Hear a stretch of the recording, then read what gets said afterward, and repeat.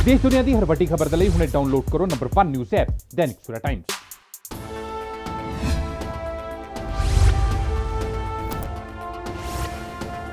खेती ਕਾਨੂੰਨਾਂ ਦੇ ਵਿਰੋਧ ਦੇ ਵਿੱਚ 24 ਦਿਨਾਂ ਤੋਂ ਦਿੱਲੀ ਦੇ ਬਾਰਡਰਾਂ ਦੇ ਉੱਪਰ ਕਿਸਾਨਾਂ ਦਾ ਸੰਘਰਸ਼ ਜਾਰੀ ਹੈ। ਇਸੇ ਵਿਚਾਲੇ ਅੱਜ ਪੀਐਮ ਮੋਦੀ ਜਦੋਂ ਮੱਧ ਪ੍ਰਦੇਸ਼ ਦੇ ਕਿਸਾਨਾਂ ਨੂੰ ਸੰਬੋਧਿਤ ਕਰ ਰਹੇ ਸਨ ਤਾਂ ਪਹਿਲੀ ਵਾਰ ਉਹ ਖੇਤੀ ਕਾਨੂੰਨਾਂ ਦੇ ਉੱਪਰ ਖੁੱਲ੍ਹ ਕੇ ਬੋਲੇ ਨੇ ਤੇ ਕਿਸਾਨਾਂ ਨੂੰ ਇਸ ਦੇ ਫਾਇਦੇ ਸਮਝਾਉਣ ਦੀ ਉਹਨਾਂ ਦੇ ਵੱਲੋਂ ਕੋਸ਼ਿਸ਼ ਕੀਤੀ ਗਈ ਹੈ। ਲੇਕਿਨ ਪ੍ਰਧਾਨ ਮੰਤਰੀ ਮੋਦੀ ਦੇ ਇਸ ਸੰਬੋਧਨ ਨੇ ਇੱਕ ਵੱਡੀ ਕਨਫਿਊਜ਼ਨ ਪੈਦਾ ਕਰ ਦਿੱਤੀ ਹੈ ਕਿਉਂਕਿ ਮੋਦੀ ਦਾ ਸੰਬੋਧਨ ਕੁਝ ਦਿਨ ਪਹਿਲਾਂ ਉਹਨਾਂ ਦੇ ਹੀ ਖੇਤੀਬਾੜੀ ਮੰਤਰੀ ਨਰਿੰਦਰ ਤੋਮਰ ਦੇ ਵੱਲੋਂ ਦਿੱਤੇ ਗਏ ਬਿਆਨਾਂ ਦੇ ਨਾਲ ਕੁਝ ਮੈਚ ਨਹੀਂ ਕਰ ਰਿਹਾ। ਜੀ ਹਾਂ, ਜਿੱਥੇ ਕੇਂਦਰ ਦੀ ਸਰਕਾਰ ਇਹਨਾਂ ਬਿੱਲਾਂ ਦੇ ਉੱਪਰ ਸੋਧਾਂ ਦੇ ਲਈ ਰਾਜ਼ੀ ਹੋਈ ਸੀ ਅਤੇ ਇਸ ਸੰਬੰਧੀ ਇੱਕ ਪ੍ਰਪੋਜ਼ਲ ਵੀ ਕਿਸਾਨਾਂ ਨੂੰ ਬਣਾ ਕੇ ਭੇਜਿਆ ਗਿਆ ਸੀ ਤੇ ਖੁਦ ਨਰਿੰਦਰ ਤੋਮਰ ਨੇ ਹੀ ਇਹਨਾਂ ਸੋਧਾਂ ਦੇ ਵਾਸਤੇ ਜਾਣਕਾਰੀ ਵੀ ਦਿੱਤੀ ਸੀ। ਲੇਕਿਨ ਇਸ ਦੇ ਉਲਟ ਜਦੋਂ ਪੀਐਮ ਮੋਦੀ ਇਹਨਾਂ ਖੇਤੀ ਕਾਨੂੰਨਾਂ ਬਾਰੇ ਬੋਲੇ ਤਾਂ ਉਹਨਾਂ ਦੇ ਵੱਲੋਂ ਸੋਧ ਦੀ ਕੋਈ ਗੱਲ ਹੀ ਨਹੀਂ ਕੀਤੀ ਗਈ। ਕਿਸ ਤਰੀਕੇ ਦੇ ਨਾਲ ਖੇਤੀਬਾੜੀ ਮੰਤਰੀ ਅਤੇ ਮੋਦੀ ਦੇ ਬਿਆਨ ਆਪਸ ਦੇ ਵਿੱਚ ਮੈਚ ਨਹੀਂ ਕਰ ਰਹੇ, ਇੱਕ ਇੱਕ ਕਰਕੇ ਤੁਹਾਨੂੰ ਦੱਸਾਂਗੇ। ਸਭ ਤੋਂ ਪਹਿਲਾਂ ਗੱਲ ਐਮਐਸਪੀ ਦੀ। ਐਮਐਸਪੀ ਨੂੰ ਲੈ ਕੇ ਜਦੋਂ 10 ਦਸੰਬਰ ਨੂੰ ਨਰਿੰਦਰ ਤੋਮਰ ਨੇ ਕਿਹਾ ਸੀ ਕਿ ਜੇਕਰ ਐਮਐਸਪੀ ਨੂੰ ਲੈ ਕੇ ਕਿਸਾਨਾਂ ਦੇ ਮਨ 'ਚ ਕੋਈ ਸ਼ੰਕਾ ਹੈ ਤਾਂ ਸਰਕਾਰ ਉਸ ਨੂੰ ਲਿਖਤ ਰੂਪ 'ਚ ਦੇਣ ਲਈ ਤਿਆਰ ਹੈ। ਜਦਕਿ ਦੂਜੇ ਪਾਸੇ ਜਦੋਂ ਅੱਜ ਪੀਐਮ ਮੋਦੀ ਐਮਐਸਪੀ ਤੇ ਬੋਲੇ ਤਾਂ ਉਹਨਾਂ ਨੇ ਕਿਹਾ ਕਿ ਜਿਵੇਂ ਦਿੱਤੀ ਜਾ ਰਹੀ ਉਸੇ ਤਰੀਕੇ ਨਾਲ ਇਹ ਚੱਲਦੀ ਰਹੇਗੀ। ਯਾਨੀ ਮੋਦੀ ਨੇ ਇੱਥੇ ਕਿਤੇ ਵੀ ਇਸ ਨੂੰ ਲਿਖਤੀ ਰੂਪ 'ਚ ਦੇਣ ਬਾਰੇ ਕੋਈ ਸੋਧ ਕਰਨ ਦੀ ਗੱਲ नहीं कही। और एमएसपी के मामले में भी अगर उनके मन में शंका है तो हम लिखित आश्वासन देने को भी तैयार हैं। हम सरकारों को भी दे सकते हैं, किसान को भी दे सकते हैं। स्वामीनाथन कमेटी की रिपोर्ट को लागू करने का काम हमारी ही सरकार ने किया। अगर हमें एमएसपी हटानी होती तो स्वामीनाथन कमेटी की रिपोर्ट लागू ही क्यों करते भाई? आपने भी नहीं की थी, हम भी नहीं करते। हमने तो ऐसा नहीं किया, हमने तो लागू की। दूसरा, ये हमारी सरकार एमएसपी को लेकर इतनी गंभीर है कि हर बार बुवाई से पहले एमएसपी की घोषणा करती है। इससे किसान को भी आसानी होती है, उन्हें भी पहले पता चल जाता है कि इस फसल पर इतनी एमएसपी मिलने वाली है। वो कुछ बदलाव करना चाहता है तो उसे सुविधा होती है। साथियों, 6 महीने से ज्यादा का समय हो गया जब ये कानून लागू किए गए। ये कानून तो लागू हो चुके थे, 6 महीने पहले हो चुके थे। कानून बनने के बाद भी वैसे ही एमएसपी की घोषणा की गई जैसे पहले की जाती थी। कोरोना महामारी से लड़ाई के दौरान भी ये काम पहले की तरह किया गया। एमएसपी पर खरीदी भी उन्हीं मंडियों में हुई जिनमें कानून बनने से पहले होती थी, कानून बनने के बाद भी वही हुई। अगर कानून लागू होने के बाद भी एमएसपी की घोषणा हुई, एमएसपी पर सरकारी खरीदी हुई, उन्हीं मंडियों में हुई, तो क्या कोई समझदार इस बात को स्वीकार करेगा कि एमएसपी बंद हो जाएगी? और इसलिए मैं कहता हूं, इससे बड़ा कोई झूठ नहीं हो सकता, इससे बड़ा कोई षड्यंत्र नहीं हो सकता। और इसलिए मैं देश के प्रत्येक किसान को ये विश्वास दिलाता हूं कि पहले जैसे एमएसपी दी जाती थी वैसे ही दी जाती रहेगी। एमएसपी न बंद होगी न समाप्त होगी। ਦੂਜੀ ਵੱਡੀ ਗੱਲ ਏਪੀਐਮਸੀ ਦੀ, ਜਿਸ ਤੇ ਨਰਿੰਦਰ ਤੋਮਰ ਦਾ ਕਹਿਣਾ ਸੀ ਕਿ ਸਟੇਟ ਗਵਰਨਮੈਂਟ ਵੀ ਨਿੱਜੀ ਮੰਡੀਆਂ ਦੀ ਰਜਿਸਟਰੀ ਕਰ ਸਕੇਗੀ, ਜਿਸ ਤੇ ਮੰਡੀਆਂ ਦੇ ਅੰਦਰ ਦੇ ਟੈਕਸ ਦੇ ਹਿਸਾਬ ਨਾਲ ਸੂਬਾ ਸਰਕਾਰ ਬਾਹਰ ਦੀਆਂ ਮੰਡੀਆਂ ਤੇ ਵੀ ਟੈਕਸ ਲਗਾ ਸਕੇਗੀ। जबकि इस दे उल्ट पीएम मोदी ने अज कहा कि एपीएमसी ਨੂੰ ਲੈ ਕੇ ਝੂਠ ਫੈਲਾਇਆ ਜਾ ਰਿਹਾ ਹੈ। ਅਸੀਂ ਇਸ ਨੂੰ ਖਤਮ ਨਹੀਂ ਕੀਤਾ, ਸਿਰਫ ਕਿਸਾਨਾਂ ਨੂੰ ਨਵਾਂ ਵਿਕਲਪ ਦਿੱਤਾ ਹੈ ਜੋ ਕਿ ਕਿਸਾਨਾਂ ਦੇ ਵਾਸਤੇ ਫਾਇਦੇ ਵਾਲੀ ਗੱਲ ਹੈ ਤੇ ਕਿਸਾਨ ਜਿੱਥੇ ਭਾਅ ਜ਼ਿਆਦਾ ਮਿਲੇਗਾ ਉੱਥੇ ਆਪਣੀ ਫਸਲ ਵੇਚ ਸਕਣਗੇ। तो हम लोगों ने इस शंका के समाधान के लिए भी हमने यह प्रस्ताव में दिया कि भाई न्यायालय में जिस किसान को जाना हो तो ये विकल्प भी हम दे सकते हैं। एपीएमसी यानी हमारी मंडियों को लेकर के हमने कानून में क्या किया है? हमने कानून में किसानों को आजादी दी है, नया विकल्प दिया है। अगर देश में किसी को साबुन बेचना हो तो सरकार ये तय नहीं करती कि सिर्फ इसी दुकान पर बेच सकते हो। अगर किसी को स्कूटर बेचना हो तो सरकार ये तय नहीं करती कि सिर्फ इसी डीलर को बेच सकते हो। लेकिन पिछले 70 साल से सरकार किसानों को ये जरूर बताती रही है कि आप सिर्फ इसी मंडी में अपना अनाज बेच सकते हो। मंडी के अलावा किसान चाहकर भी अपनी फसल कहीं और नहीं बेच सकता था। नए कानून में हमने सिर्फ इतना कहा है कि किसान अगर उसको फायदा नजर आता है तो पहले की तरह जाके मंडी में बेचे, और बाहर उसको फायदा होता है तो मंडी के बाहर जाने का उसको हक मिलना चाहिए, उसकी मर्जी को। क्या लोकतंत्र में मेरे किसान भाई को इतना हक नहीं हो सकता है? अब जहां किसान को लाभ मिलेगा वहां वो अपनी उपज बेचेगा। मंडी भी चालू है, मंडी में भी आकर के बेच सकता है।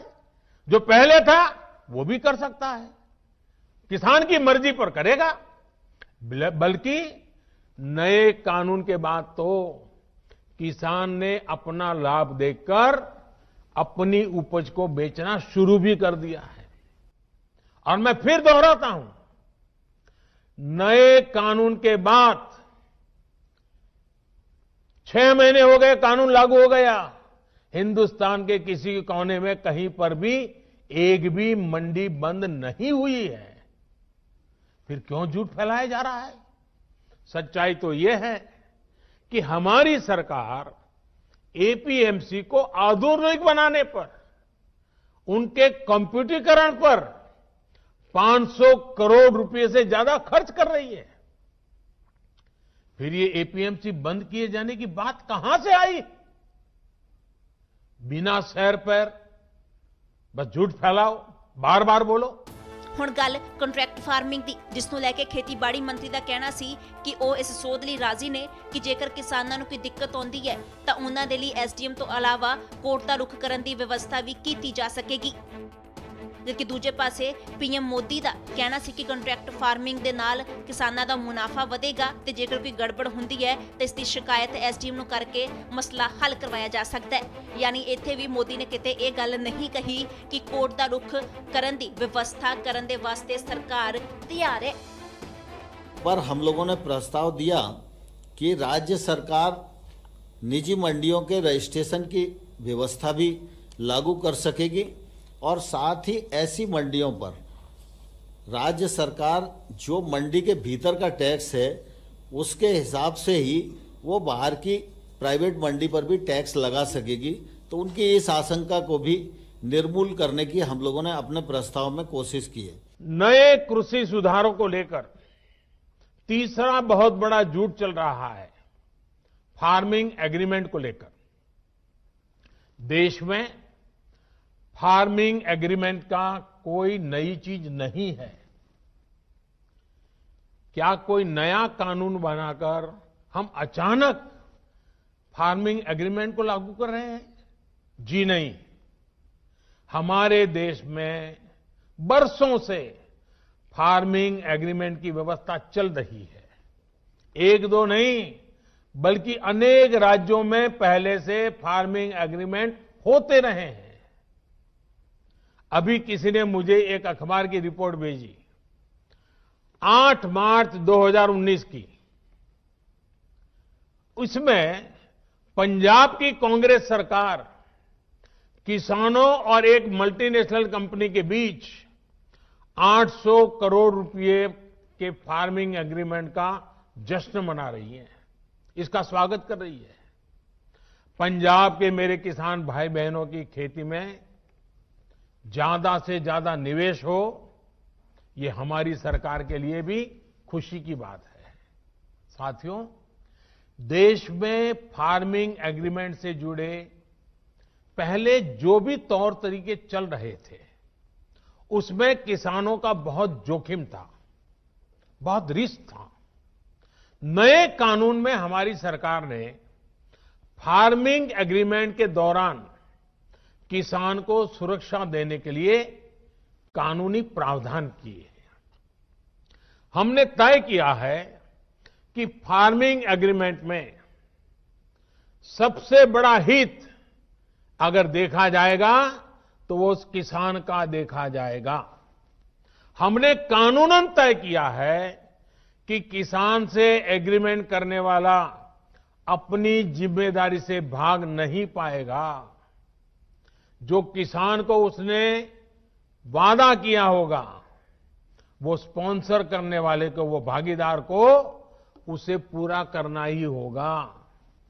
अगर नए किसान कानून लागू होने के बाद कितने ही उदाहरण सामने आ रहे हैं जहां किसानों ने अपने इलाके में एसडीएम से शिकायत की और शिकायत के कुछ ही दिन के भीतर किसानों को अपना बकाया मिल गया।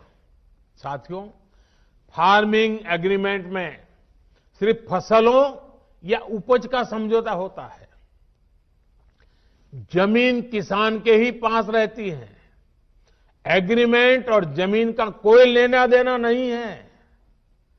प्राकृतिक आपदा आ जाए तो भी एग्रीमेंट के अनुसार किसान को पूरे पैसे मिलते हैं। नए कानूनों के अनुसार अगर अचानक, यानी जो एग्रीमेंट तय हुआ है, लेकिन जो स्पॉन्सरर है, जो भागीदार है, जो पूंजी लगा रहा है, और अचानक मुनाफा बढ़ गया, और किसान के कॉन्ट्रैक्ट में तो कम पैसा है लेकिन मुनाफा बढ़ गया, तो इस कानून में ऐसा प्रावधान है कि जो बढ़ा हुआ मुनाफा है, किसान को उसमें से भी कुछ हिस्सा देना पड़ेगा। साथियों, एग्रीमेंट करना है या नहीं करना है, ये कोई कंपलसरी नहीं है। ये किसान की मर्जी पर है भाई। किसान चाहेगा तो करेगा, नहीं चाहेगा तो नहीं करेगा। लेकिन कोई किसान के साथ बेईमानी न कर दे, किसान के भोलेपन का फायदा उठा न ले, इसके लिए कानून की व्यवस्था की गई है। नए कानून में जो सख्ती दिखाई गई है वो स्पॉन्सर करने वाले के लिए है, किसान के लिए नहीं है। स्पॉन्सर करने वाले को एग्रीमेंट खत्म करने का अधिकार नहीं है। अगर वो एग्रीमेंट खत्म करेगा तो उसे भारी जुर्माना किसान को देना होगा। लेकिन अब वही एग्रीमेंट किसान समाप्त करना चाहे तो किसी भी समय बिना जुर्माने के वो किसान अपना फैसला ले सकता है। ਤਾਂ ਇਹਨਾਂ ਤਿੰਨਾਂ ਖੇਤੀ ਕਾਨੂੰਨਾਂ ਨੂੰ ਲੈ ਕੇ ਖੇਤੀਬਾੜੀ ਮੰਤਰੀ ਨੇ ਜੋ ਸੋਧ ਦੀ ਗੱਲ ਕਹੀ ਸੀ ਉਹ ਅੱਜ ਪੀਐਮ ਮੋਦੀ ਦੇ ਭਾਸ਼ਣ 'ਚ ਕਿਤੇ ਵੀ ਵਿਖਾਈ ਨਹੀਂ ਦਿੱਤੀ, ਜਿਸ ਦੇ ਚੱਲਦੇ ਹੁਣ ਖੇਤੀ ਕਾਨੂੰਨਾਂ ਬਾਰੇ ਮੋਦੀ ਸਰਕਾਰ ਦੇ ਰੁਖ ਨੂੰ ਲੈ ਕੇ ਕਨਫਿਊਜ਼ਨ ਪੈਦਾ ਹੋ ਗਈ ਹੈ ਤੇ ਕਈ ਸਵਾਲ ਵੀ ਖੜੇ ਹੋ ਰਹੇ ਨੇ। Bureau report Dainik Savera TV. All world open challenge 17-टाइम गोल्ड मेडलिस्ट मियां रफीक मोहम्मद, पंडित, मौलवी, बेगम, तांत्रिक, इन्हां चोरा ठग्गां तो सावधान। स्पेशलिस्ट वशीकरण, सट्टा नंबर, लव मैरिज, पति पत्नी च अनबन, विदेश च पक्का होना, कारोबार दा ना चलना, सिर्फ 31 घंटियां विच समाधान। फ्री फ्री फ्री मियां रफीक मोहम्मद। मोबाइल 84 374 94 647, 84 374 94 648।